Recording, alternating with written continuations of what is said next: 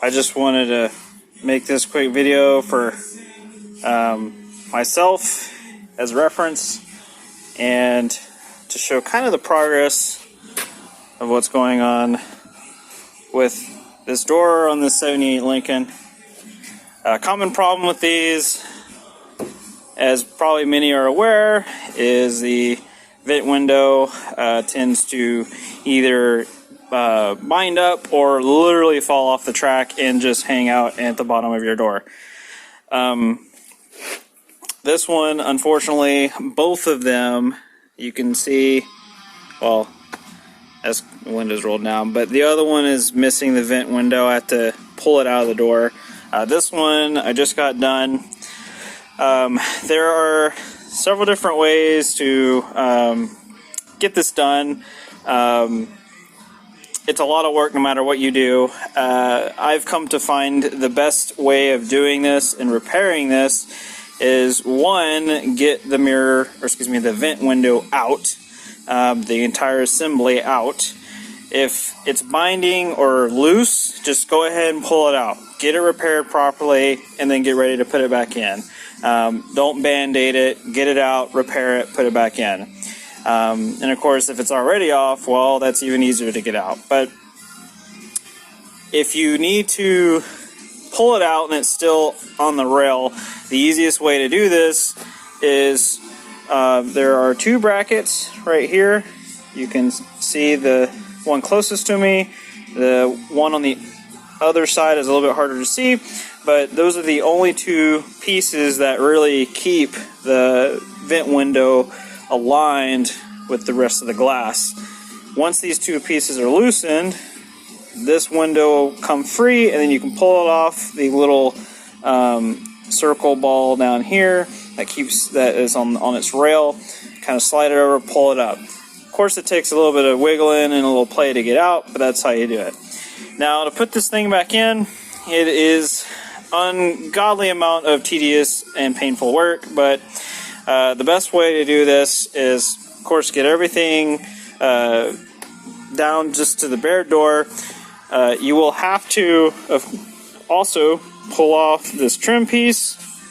It's really easy.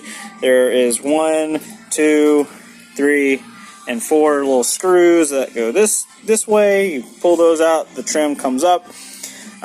Easiest way, it just has a window down.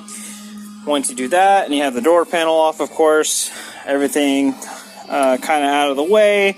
You have one port access hole right here, another one right here. The easiest way to do this is, once you have the trim out, you'll have a lot more room. First, get your vent window, I'll just call this a rail. This little rail right here is supposed to be glued, or at least adhesive, to the vent window. This is on this guy, and this window travels up and down it. So when you have the vent window out, make sure you use some general RTV adhesive or something similar, not like super glue or cement, but something soft but with strong adhesive properties to get this glued on here. There's a tiny little L-shaped bracket at the bottom of the window. It has one little rivet and is glued at the bottom of the window. Once you pull it out, you'll see exactly what I'm talking about. Get that on there. Now you're point to put it back in, you'll need to loosen these pieces right here until you have enough wiggle room for this rail to go in between them.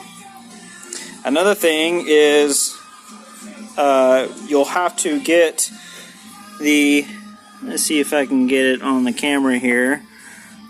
Oh, it's right here. Get out my trusty flashlight. This little rail down here, there we go. That little rail, you'll have to first put the little ball into there, and that again will require a lot of wiggling and playing with it. And then once you do that, scoot it over, loosen these two. Do not pull out the bolts. If you pull out the bolts, they're held as 3 bolts with 3 nuts on this side, and the bolts are going to face this way. This is a triangle shaped bracket. If you pull those 3 out, you're going to have a nightmare getting them back in. All you need to do is back them out almost until they're completely free, just so there is enough for these brackets to move back and forth. And granted, you'll also need to know and be aware that when you do loosen these, there are oval shaped holes, and it allows these brackets to move back and forth for adjustment. Just keep that in mind. Then you'll slide the vent window over in between these, kind of get them where they clamp onto it, and then tighten all 3 bolts back down one at a time. Readjust, tighten, readjust, tighten until you get it right.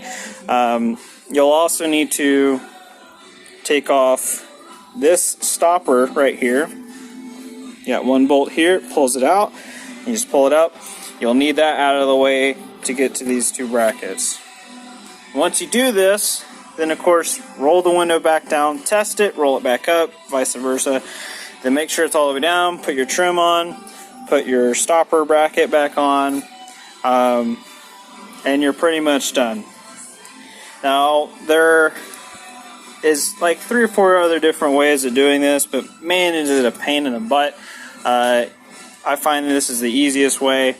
Unfortunately, I don't have the time to go through every step of the way and show it while I'm doing it, but I figure, hey, I'll make a quick video for my own reference, and so I can upload for other people to know. That is the easiest way and the quickest way that you can do this. You can probably have this done in 2 or 3 hours.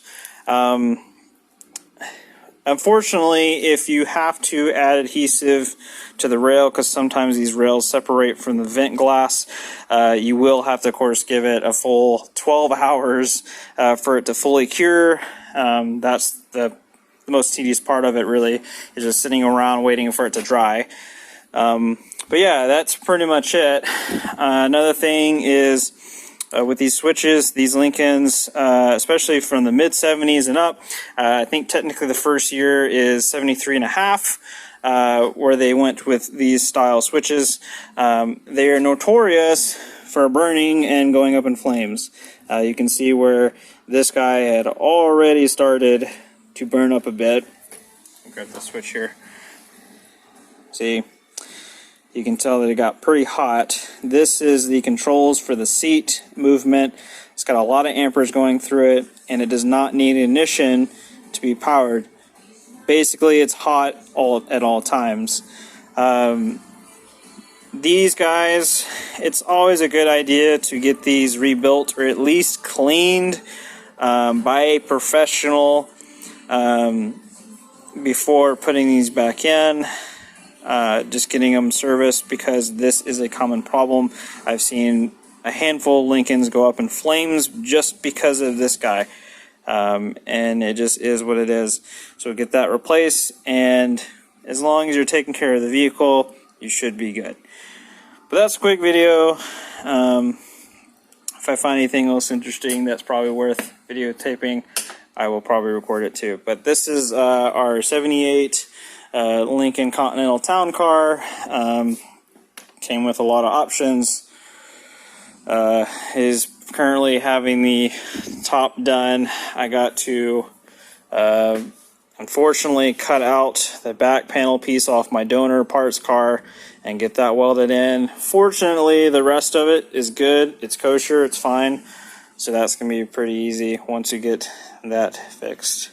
And everything else will be uphill from here. Yep, that's pretty much it.